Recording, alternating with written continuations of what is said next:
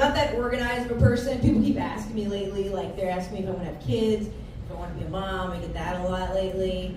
And I don't think I would be a good mom, but I know I'd make a great dad. Jackets. I'm real good at telling people, walk it off, you're fine, let's go. I'm really good at that. I'm really good at getting people to try sports they don't want to try. I've gotten 12 people to go snowboarding, that's right. Shouldn't be happening, right? Basically what I'm trying to say is I was once a phenomenal substitute gym teacher. Thank you. That's actually true. I coach speed walking. I chuckled when I first heard I was assigned speed walking. And then I met a 94-year-old speed walking champion. And my insurance was not so great. So I was like, all right, I'm going to listen up. And then I had a student that was like, I want to win the state championship. I was like, yeah, let's do this, right? So we trained, and he actually won second place. Pretty good, right? Yeah, so we were excited. We went to go get the trophy, and they told us, the tournament said, oh, he can't actually keep the trophy. It just rotates around the schools. It's symbolic. We were like, what? He's super excited, like we wanted the trophy too. We were like, what's going on here? So all of us teachers, we got together and we stole that trophy. We were like, you around back, you in the front, you're a distraction, you snatch it, and then it was like actually really easy to steal. Like too easy, why are we so good at this? But the hard part wasn't what we thought. The hard part was actually giving him the trophy. Right, because it was stolen. So we're in my hot trophies. We're like, hey, buddy, just a lot of speed walking haters out there, okay? So I'm going to need you to only show this to people you trust. Don't have good attorneys. Now, walk off quickly while no one's looking, please. So that was a good time. I liked it a lot. I liked playing games with the kids. I didn't realize games were supposed to teach you life lessons. Did you all realize that? Yeah? Yeah. Of course, I started to figure it out, right? Like Monopoly, that's a classic, right? What does that teach you? It teaches you about capitalism. Right away you learn never trust the banker. Right? Especially if his name is Chase. It's in the name, like that bro will run with your money. Pretty clear. So that one was good. But then I was playing Sorry with the kids, and I was like, this can't have a lesson. This is all luck, And then I remembered I had a sociology degree. And I have worked in customer service. And I didn't really need much training. I was just a natural. I was just disingenuously apologizing all the time. I was just like, sorry. I don't really care, but sorry. And it was a life skill I needed. What's another one? One of my favorites is Clue. You guys like Clue? Yeah. It's a classic. I didn't realize, though, that for the rest of my life as an adult woman, I'd always be playing a game of Clue.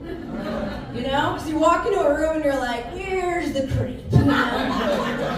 Statistically, there's at least one, right?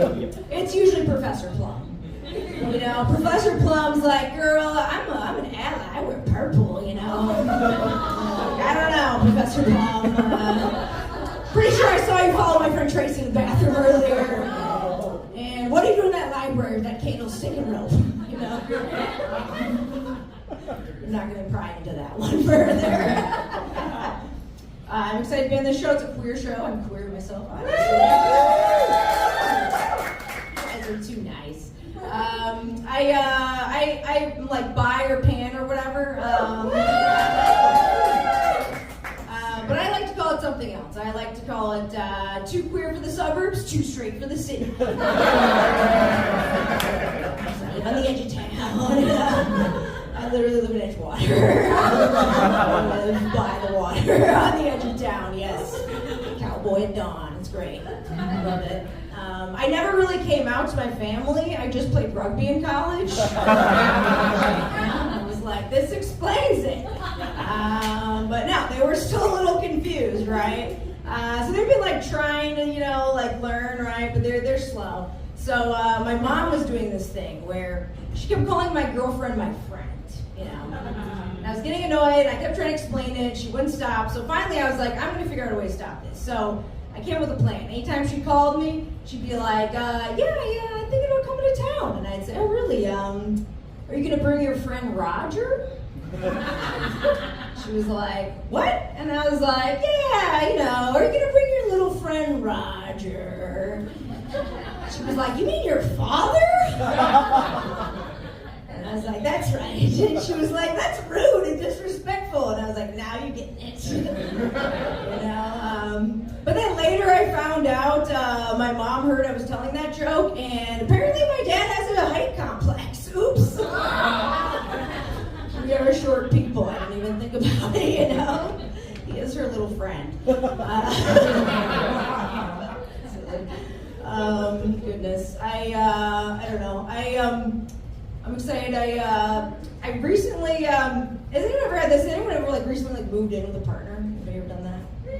Yeah, okay. Somber nods and a couple woos. Sorry. I understand. I was a commitment phobe. I didn't want to move with my partner. I was like, I don't stay over a lot, right?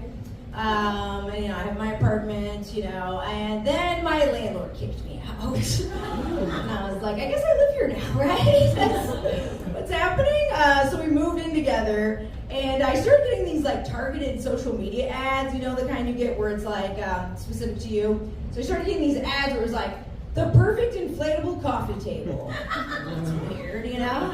It was the perfect inflatable couch. I was like, I'm not in a dorm, you know? And then it just spelled it out for me. It was the perfect bed for sleeping in your car. When your girlfriend dumps you. It was the algorithm knows. It knows before us, you know. But actually, don't worry, don't panic. We still live together. We live together now 4 years. So now I'm getting a different kind of targeted ad on my phone, right? I'm getting this ad, and it's a couple, right? And one of the couples is on a bended knee with a ring, right? And it says, say yes to donating your plasma. You broke bitch. You know, it's just right there. You need to pull the trigger and you're poor. But $900 a month, maybe I should donate to the medical community, you know?